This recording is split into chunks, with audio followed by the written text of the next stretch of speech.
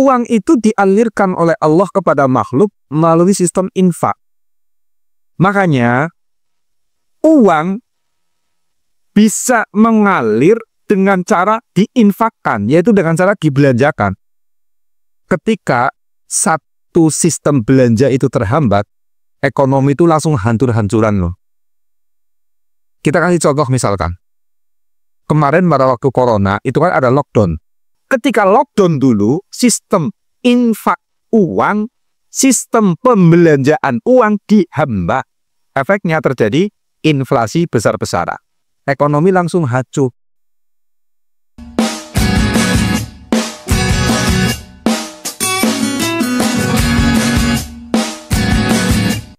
Assalamualaikum warahmatullahi wabarakatuh. Waalaikumsalam warahmatullahi wabarakatuh. Ya, kali ini saya akan bicara tentang bikin longgar aliran uang. Karena semua orang itu jelas ingin aliran uangnya itu melonggar. Nggak ada yang ingin sempit. Tapi prakteknya kok ya, ada yang orang uangnya longgar, ada juga orang yang kemudian uangnya sempit. Bahkan saking sempitnya itu mau beli rokok saja bingung, uangnya nggak ada. Saking sempitnya. Kemudian banyak juga kebutuhannya sudah datar, tanggungannya banyak, tapi kemudian uang yang digunakan untuk membayar tidak ada. Saking sempitnya rezeki. Nah, makanya kali ini kita bicara tentang bagaimana kita melonggarkan aliran uang agar aliran uang itu masuk ke dalam diri kita melonggar. Nafasnya itu nggak sesak, tapi nafasnya longgar. Nah, ini. Tapi sebelum itu, kita harus ngerti dulu. Sistem uang itu mengalir, ini bagaimana? Karena sebelum kita tahu bagaimana caranya melonggarkan keran rezeki, ya kita harus tahu dulu sistem alirannya bagaimana. Sebelum kita tahu bagaimana sih sistem oksigen menyuplai otak kita, supaya otak kita itu penuh dengan oksigen, kita ya harus tahu apa itu oksigen. Nah, demikian pula kalau kita itu ingin tahu bagaimana caranya melonggarkan aliran rezeki, ya kita harus tahu dulu bagaimana sih sebetulnya karakter uang itu dialirkan. Ini. Nah, uang itu ya dialirkan oleh Allah itu melalui satu sistem, di mana sistem ini disebut dengan nama sistem infak. Infak. Saya sudah kerap menjelaskan bahwa infak itu maknanya sebetulnya adalah membelanjakan harta. Udah bolak-balik saya jelaskan ini. Infak itu sebetulnya membelanjakan harta. Tapi kemudian makna infak kok kalau di sini di Indonesia itu maknanya sudah dibakukan menjadi amal sosial, menjadi amal jariah. Kalau kita masih sedekah ya itu namanya infak. Tapi ketika orang ke warung kemudian beli jajan, itu tidak disebut sebagai infak. Padahal yang dimaksud infak dalam Al-Quran, dalam hadis itu adalah membelanjakan sebetulnya. Itu loh, membelanjakan. Jadi ketika kita ke warung, itu adalah infak. Itu loh.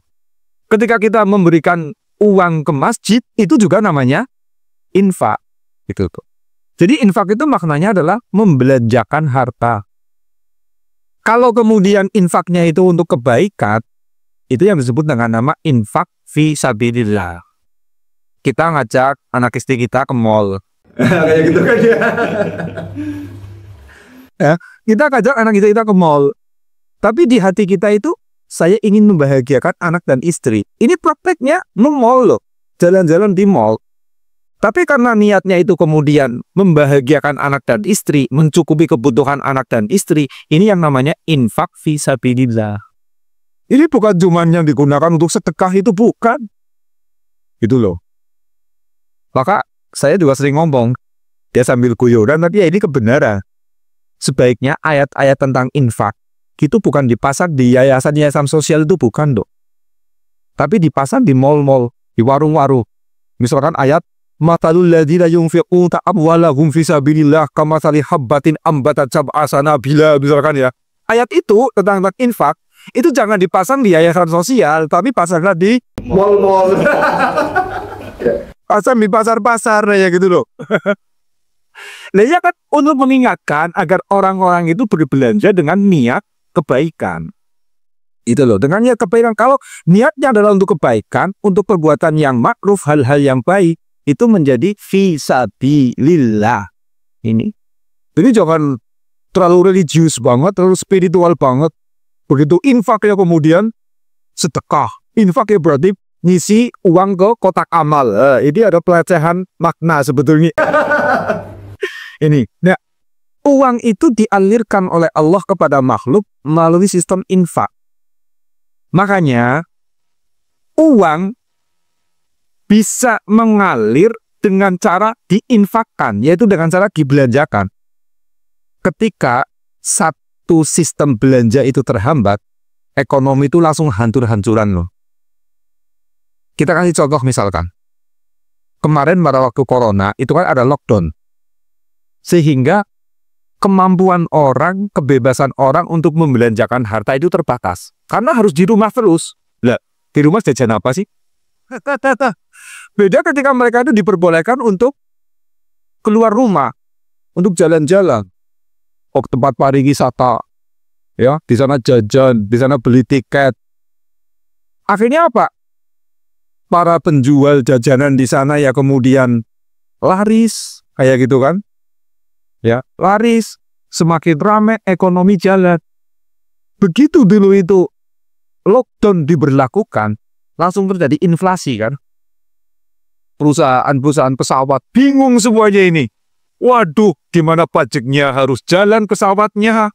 Kayak gitu ya. Tapi nggak bisa beroperasi. Karena banyak orang tidak bisa beli tiket pesawat.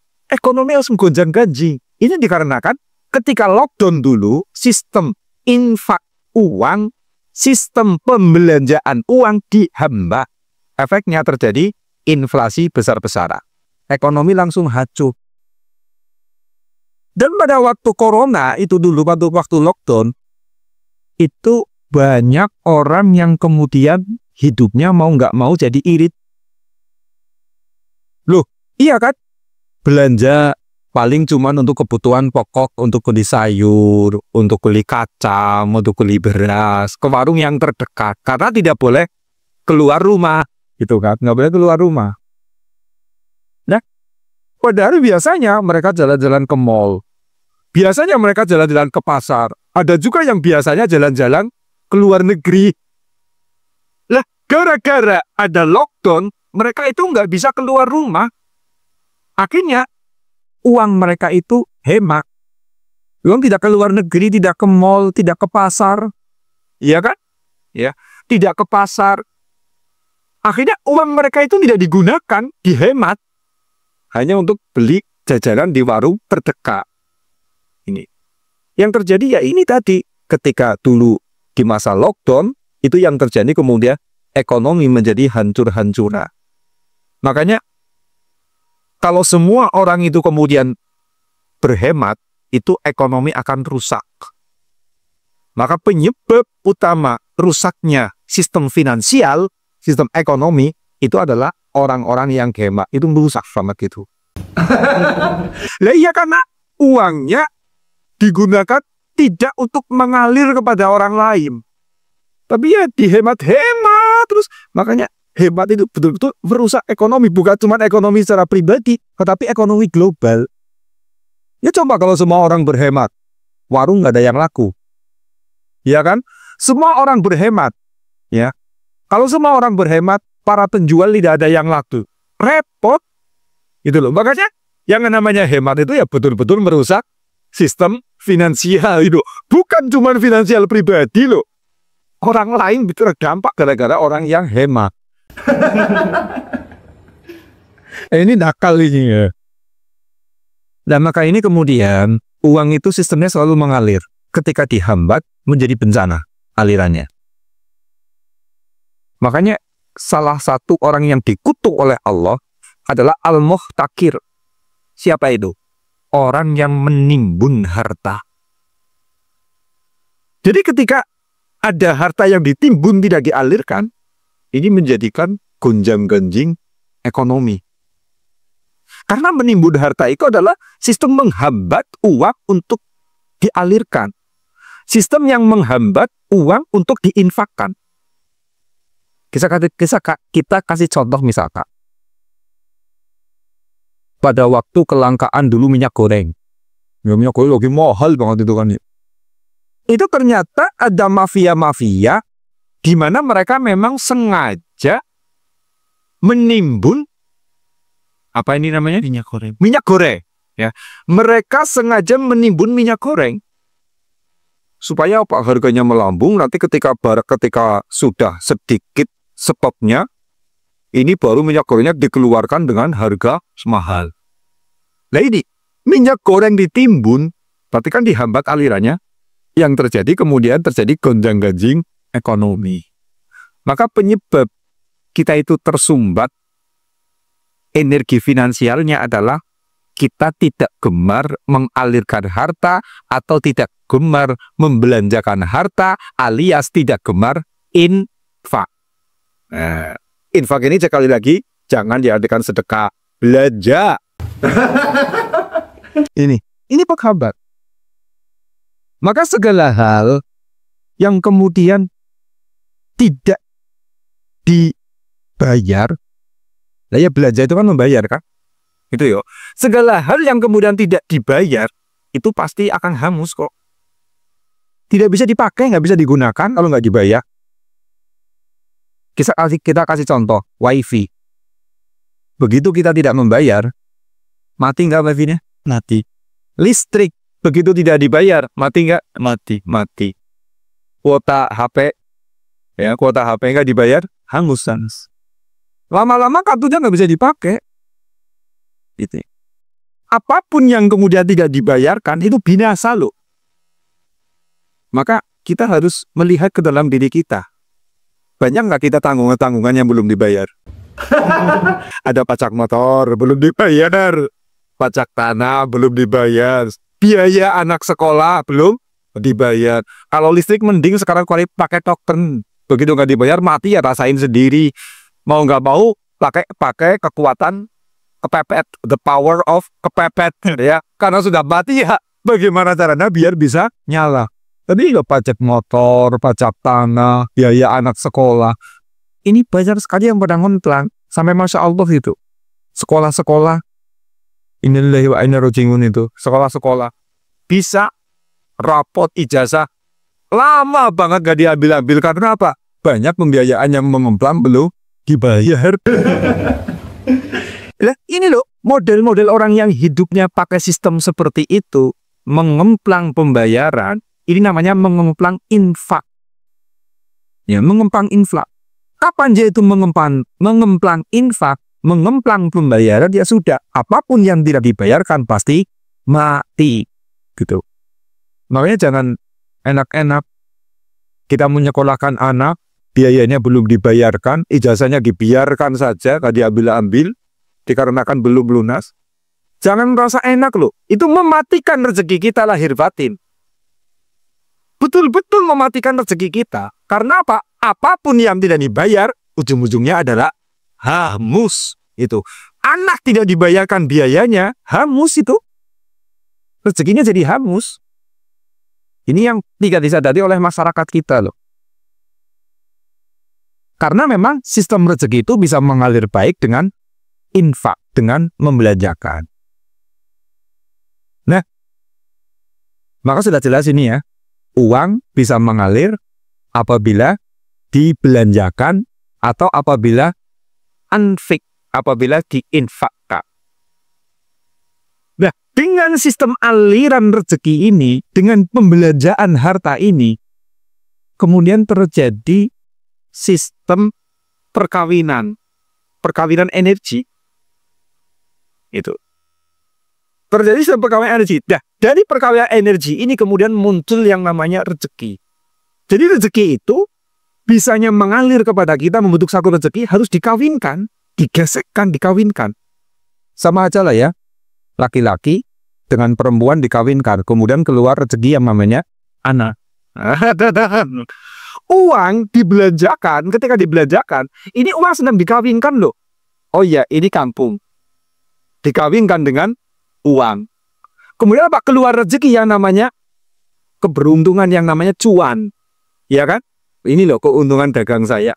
Ini kan hasil perkawinan antara uang dengan kangkung. Itu. Kamu punya tenaga, saya punya uang. Kayak gitu kan.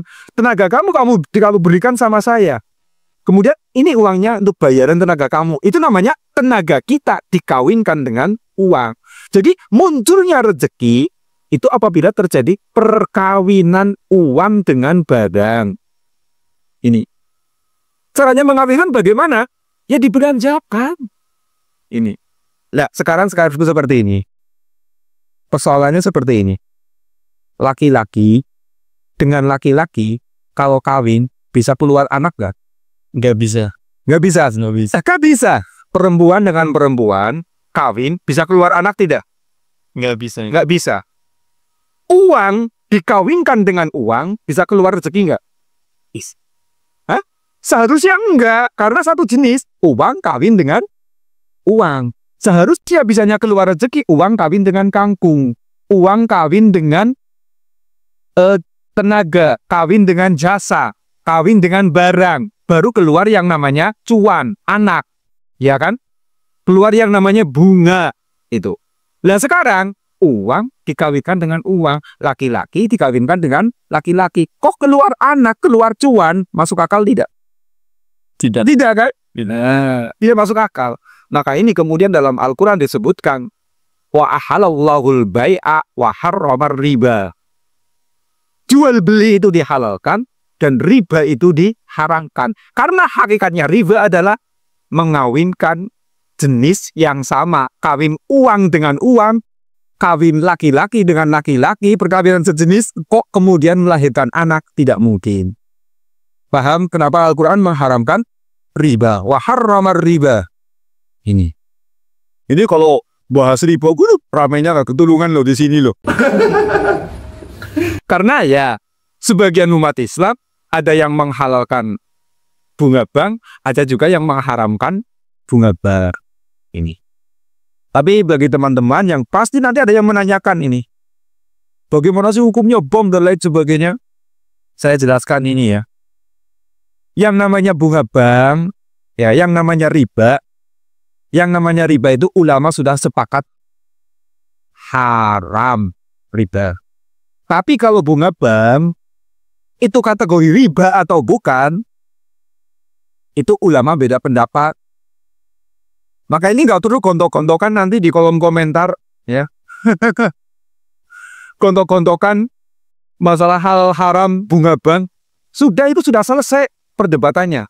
Ulama untuk bunga bank terjadi dua pendapat. Ada yang mengharamkan, ada yang menghalalkan dengan alasannya masing-masing. Alasan maslahahnya masing-masing, alasan istihadnya masing-masing. Tinggal kalau yang memang mengharamkan bunga bank, cari ulama yang mengharamkan, gunakan pendapatnya. Bagi yang menghalalkan bahwa bunga bank itu tidak kategori riba, menghalalkan, cari ulamanya. Loh, carinya di mana? Di Google banyak, di Chrome banyak, di YouTube juga banyak. Cari aja, ketik aja ulama yang menghalalkan riba. Bukan, ulama yang menghalalkan bunga bank, sudah keluar. Setelah itu ikuti pendapat tersebut. Nah, setelah diikuti sudah, nggak usah berdebat. Udah selesai kok. Jelas ulama itu terjadi dua pendapat. Sekali lagi, riba itu memang ulama sepakat haram. Tapi bunga bank, ulama itu terjadi beda pendapat dengan pertimbangannya masing-masing. Tapi ya kali ini nggak saya sampaikan alasan ulama yang menghalalkan kenapa, yang mengharamkan kenapa. Karena nanti kontennya terlalu panjang. Gitu ya. Tinggal silahkan ya, cari siapa ulamanya. Kalau mau menghalalkan halalkan, mau mengharamkan haramkan, cari ulamanya, ikuti ulama tersebut. Kayak gitu. Nah ini, kenapa riba menjadi haram? Dikarenakan hakikatnya terjadi perkawinan sejenis. Gai hukum. Itu. Nah kalau Kemudian perkawinan sejenis keluar anak tidak mungkin. Makanya uang dikawinkan dengan uang, ya kamu saya hutangi. Ya, tapi ini bayarnya sekian ya, ada bunganya. Uang kawin dengan uang kok keluar anak? Tidak masuk akal, sesuatu yang melawan sistem alam semesta. Makanya kemudian turun ayat Al-Qur'an, wa ahalallahul bai'a wa harramar riba. Gitu. Nah, sekarang tadi sudah saya sampaikan, kita kembali ke tema. Uang bisanya kemudian menjadi rezeki, energi uang menjadi rezeki, syaratnya harus dikawinkan. Baru kemudian muncul yang namanya rezeki. Tenaga kita dikawinkan dengan uang. Dagangan kita dikawinkan dengan uang. Keterampilan kita, skill kita dikawinkan dengan uang. Kemampuan kita dikawinkan dengan uang. Keluar yang namanya rezeki. Itu. Lah makanya kalau kemudian uang itu kok dihambat alirannya, infaknya dihambat, sudah modar semuanya. Itu ya. Ini binasa semuanya. Ini. Maka kemudian Allah itu lewat hadis qudsi itu berfirman, anfik ya ibna Adam. Hei anak Adam, anfik. Kamu belanjakan hartamu, belanjakan. Anfik ya ibna Adam, diperintah supaya dibelanjakan, jangan dihambat, jangan ditimbun, jangan diirit-irit, tapi anfik, belanjakan. Maka yunfik alaika, maka kamu nanti akan mendapatkan gantinya. Jadi bisanya kita mendapatkan ganti daripada rezeki kita, dari uang kita, itu apabila kita belanjakan. Anfik ya ibna Adam, yunfik alaika. Ini hadisnya sahih loh. Diriwayatkan sama Imam Bukhari, sama Imam Ahmad, Imam Ibnu Majah. Sudah jelas ini ya? Itu. Jadi perkawinan rezeki ini munculnya adalah apabila uang itu dibelanjakan, digesekkan. Sama seperti bapak dan ibu kamu itu dulu. Bisanya keluar kamu ya karena apa? Digesek. Karena kawin digesek. Ini ya digesekkan itu loh. Lah apapun yang nggak digesek, nggak dikawinkan itu nggak bisa mengeluarkan energi baru loh. Mesin mobil kalau nggak dikawinkan dengan oli, tidak dikawinkan dengan BBM, ya nggak keluar tenaga, nggak keluar energi mobil untuk menggerakkan mesin. Semuanya seperti itu. Ada masakan, ya ada sayur, bisanya kita makan menjadi sayuran, ya sesudah dikawinkan Kak. Dengan api, dengan air, dengan pisau, dan seterusnya. Semuanya melalui sebuah gesekan. Nah, pergesekannya uang, perkawinannya uang terjadi apabila anfik, apabila dibelanjakan. Nah, sekarang kita sudah tahu bahwa sistem rezeki itu muncul dari sistem pembelanjaan atau sistem infak. Itu. Sudah tahu ya ini ya. Makanya jelas, kayak Al-Quran itu janjinya itu. Masalul ladzina yunfiquna amwalahum fi sabilillah. Perumpamaan orang-orang yang membelanjakan hartanya, menginfakkan hartanya fi sabilillah. Cuman ini, tadi sudah saya jelaskan fi sabilillah itu apa ya? Ya.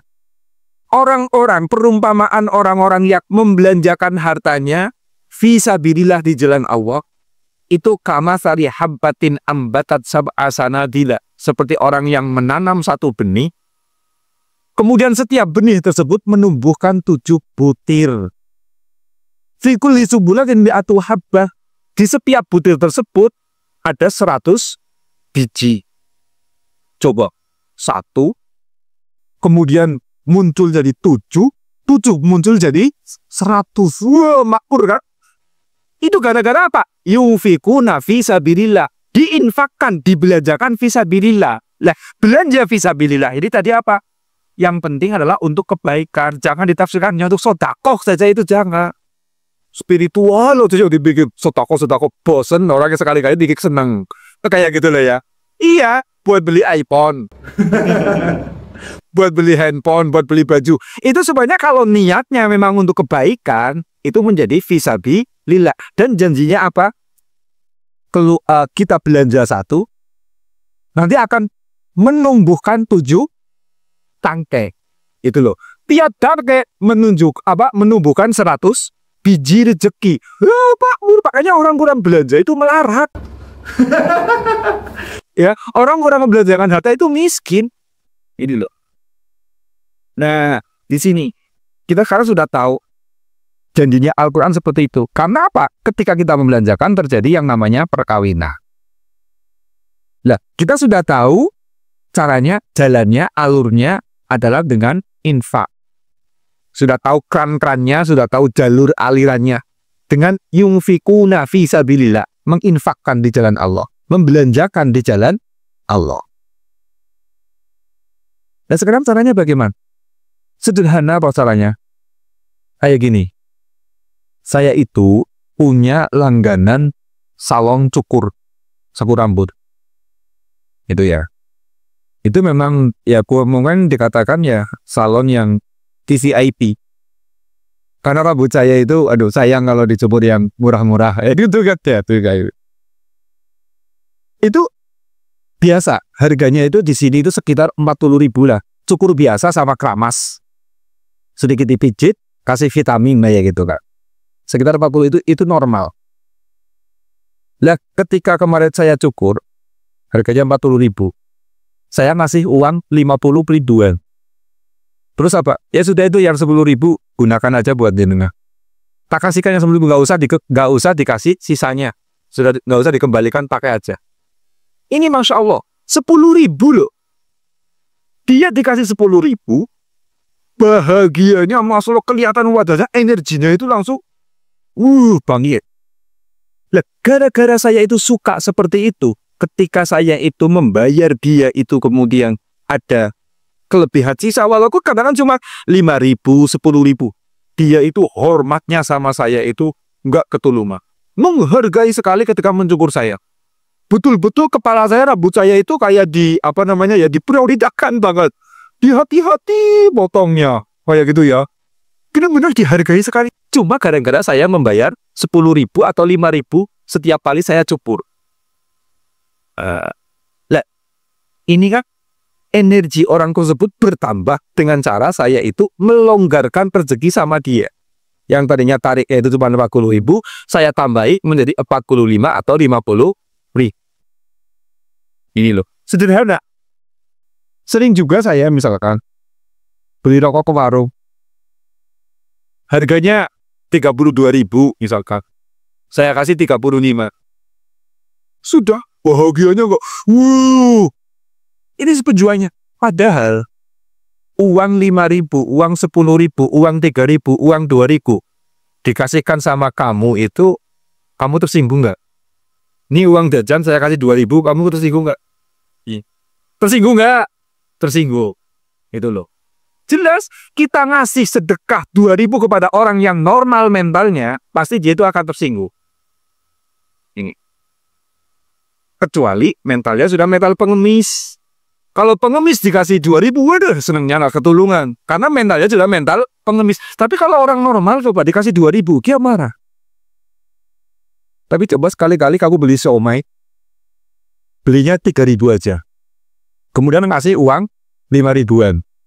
Terus kamu bilang, dah ambil aja kembaliannya, nggak usah dikembalikan. Pasti dia langsung, bahagia gak ketolongan. Kan gucup. Makanya cara menghargai orang, ya cara menghargai orang yang kemudian pasti membahagiakan orang tersebut adalah dengan cara-cara yang sederhana tadi. Ada uang kembalian, tetapi silakan diambil saja. Itu tuh. Kalau kita itu sedekah cuma 2.000, berpotensi menyinggung malah. Itu potensinya sudah menyinggung. Tapi kalau 2.000 kok kemudian tidak kita ambil kembaliannya, Masya Allah senangnya nggak ketulungan, nggak kerasa dia itu. Nah maka di sini cara kita itu melonggarkan aliran rezeki, melonggarkan aliran uang yang datang kepada kita. Jalannya ya kata harus melonggarkan jalan aliran rezeki tersebut. Ibaratnya kita mau melonggarkan nafas kita, ya kita harus membuka saraf-saraf yang terhubung dengan nafas kita. Seperti jantung, kesehatan aliran darah, kesehatan saraf di sini, dan seterusnya. Itu harus kita buka. Itu. Lah, aliran uang bisanya longgar, ya harus kita buka alirannya. Gitu. Lah, sementara uang itu mengalir dengan cara belanja. Cara melonggarkannya berarti dengan cara apa? Kita melonggarkan uang kita di saat membelanjakan harta. Contohnya itu tadi, kita cukur. Harganya cuma 40.000, asik tip lah 45.000. Gitu loh, kasihlah 50.000. Kita beli siomay, harganya cuma 3.000, kasihlah 5.000, yang 2.000 biarkan diambil sana. Kayak gitu. Kita membiayai anak kita di sekolah, tiap bulannya cuma 300.000, sekali-kali lah, kemudian dikasih kelonggaran nih bayar 350.000, yang 50.000 silakan ambil untuk infak, untuk sedekah di sekolah. Ya sudah, cuma itu modelnya. Jadi setiap kali kita membayar, di mana membayar adalah sistem aliran uang, itu kita longgarkan pembayarannya. Walaupun kecil, jadi jangan suka ngambilin apa itu, kembalian cuman 1.000 dia akal kembali.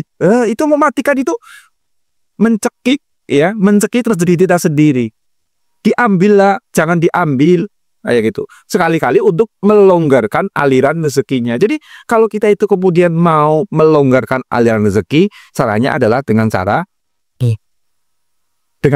dermawan di saat kita membelanjakan harta. Sederhana kan? Beret sepele loh. Beli cilok. Nah, ya, beli cilok. Udah kembaliannya diambil. Kayak gitu. Kita bayar parkir. Biasanya 5.000, kasihlah 6.000, silakan pembaliannya diambil. Kita bayar parkir motor cuma 1.000, kasihlah 2.000. Cuman cara-cara sederhana seperti itu. Ini dengan kita melonggarkan rezeki kita, yang terjadi nanti keran rezeki yang mengalir ke arah kita itu menjadi longgar. Ketika longgar, otomatis mampu menarik rezeki yang lebih gede. Makanya kalau kita mau lacak kemanapun, cara kita untuk menjadi kaya, menjadikan kita itu rezekinya lancar adalah dengan cara dermawan. Karena hakikatnya dermawan adalah melonggarkan aliran uang atau melonggarkan aliran rezeki. Itu begitu.